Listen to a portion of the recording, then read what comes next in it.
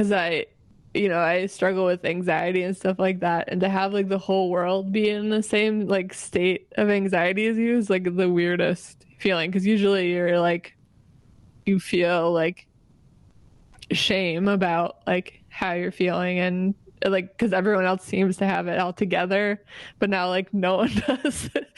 So it's a strange feeling.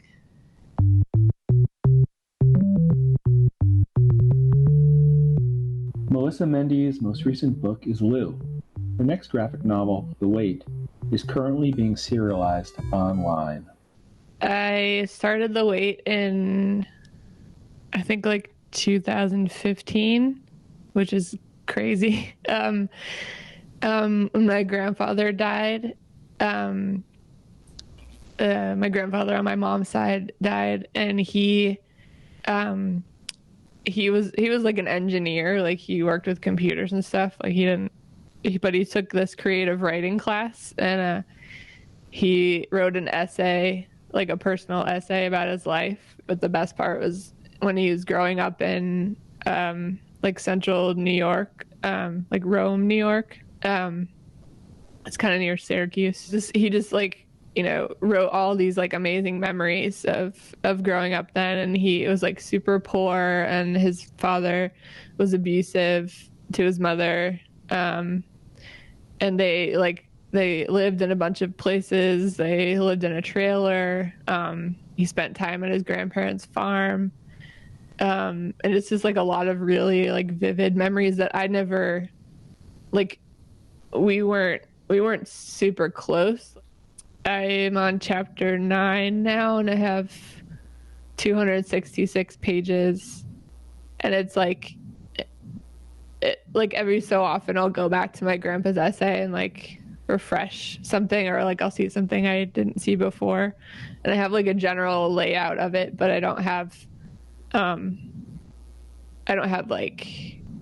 thumbnail really that much. I just kind of like do it, and it just kind of comes out, and like there's parts that end up being really stretched out that I wasn't planning for. I think I have like 200 more pages left, but I know it's insane, but maybe not. Like, I don't know, it might end earlier than that. When I started it, I was also reading East of Eden by John Steinbeck, and I like, those are my favorite kind of books where it's like a generational story. Well, it's gonna be your whole life. Like, she's born in the beginning, and then she probably will die at the end.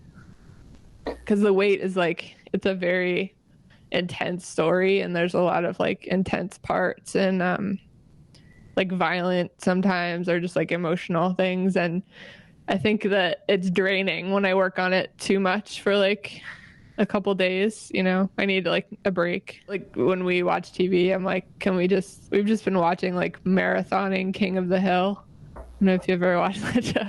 It's so great, and it's just like stuff like that. You need to like turn off your brain for a little bit.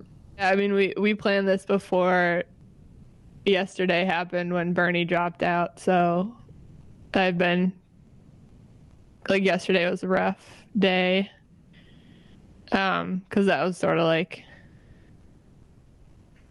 I mean, I stopped paying attention to the news too much, because it was like with the election and then with the virus, it was just like a lot. And, like, I wasn't totally surprised that he dropped out. I just was surprised that it happened yesterday.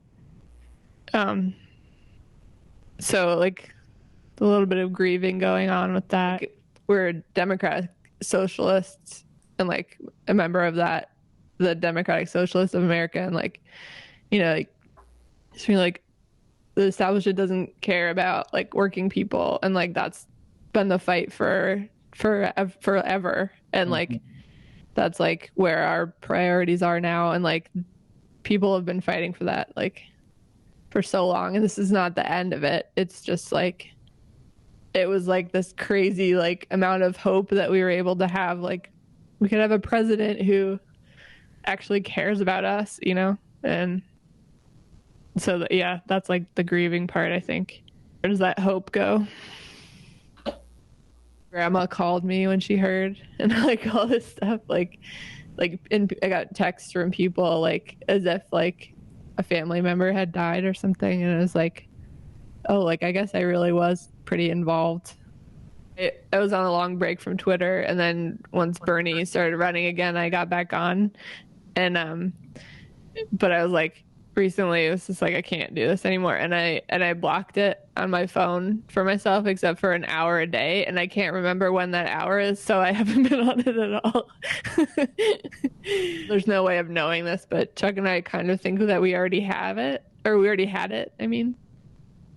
Yeah, because it was like right before it all happened, we were like, we had this weird like flu where we were like just really tired for like days and just felt horrible, and I had like this like chest like pressure kind of thing, and so part of me thinks that, I don't know, but my sister's the same as me, like we're not this is like exactly what our anxiety is like hypochondria kind of, so we're both like she yells at my mom every time my mom says she went to the store, like stuff like that. Yeah, I wonder if like the doomsday preppers right now are like so smug. So like, yeah, look at all you people like learning how to do canning and like buying up all the toilet paper. Like we've been doing this for years. So Chuck and I just bought a house in Adams, Massachusetts, and we moved in December, I think. Yeah. So we've been here a few months. It's awesome. We're very lucky. Like, I mean, it's amazing. Like all of our neighbors are like older and retired, so they're like all. We've met a couple of them, but everyone's very like keeps to themselves, kind of. I have been doing like home improvement projects. I've been really into, or like, so yesterday after I heard the news about Bernie, I'm like working on a coffee table, so like refinishing it and like painting it and stuff. And I was like, I have to just do this today. Like I can't sit at my desk because it's too much like sitting in my head. So yeah, I'm grateful for stuff like that. We've been trying to like to keep our same schedule of like working, and I'm a little more freaked out by stuff, so I make Chuck do all the grocery shopping. It didn't change our lives that much because like this is what our lives are, is we work at home and we don't go out a lot. The thing that's been hard is that my sister and my mom live close by, and my sister, like my niece, lives here too, and I haven't been able to see them, which sucks. But we video chat a lot, and I realized like with my grandma too, and like I've been talking to them more than I did in normal life. And it's sometimes like today we talked, but I was just like, okay, I have nothing else to say.